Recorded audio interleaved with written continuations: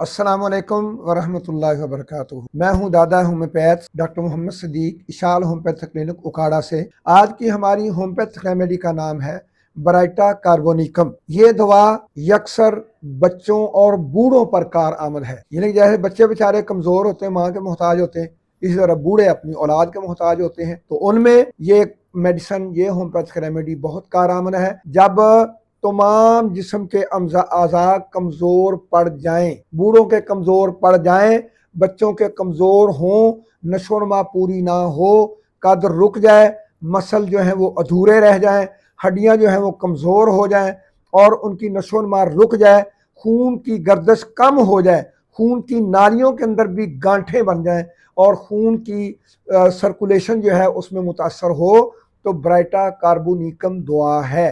लिहाजा जब नशोनमा दिमाग की रुकेगी तो वो चूंकि पूरे जिस्म को कंट्रोल करने वाला एक अल्लाह रब्बुल इज़्ज़त की तरफ से बेहतरीन अहम तीन उज़्व है दिमाग। जब दिमाग अपनी कारकर्दगी सही तौर पर अदा नहीं करेगा तो मसल भी काम नहीं करेंगे, हड्डियां भी काम नहीं करेंगी। लिहाजा जब जिस्म दिमाग के मुतासर होने की वजह से तमाम जिस्म के अंदर बीमारी की कमज़ोरी की अलामत ज़ाहिर हो जाए तो ब्राइटा कार्ब बेहतरीन दवा है। 3x में दें, 30 में दें, 1m cm में दें, 200 में दें। और याद रखें, जब बौने कद वाले मरीज आपके पास आए तो ये जो मशहूर किया है ना, और नहीं जी कद तो फिर अल्लाह की मर्जी ना वादा है ना, तो भी अल्लाह ने बीमारी भी पैदा की तो उसके लिए शिफा भी तो रखी है ना।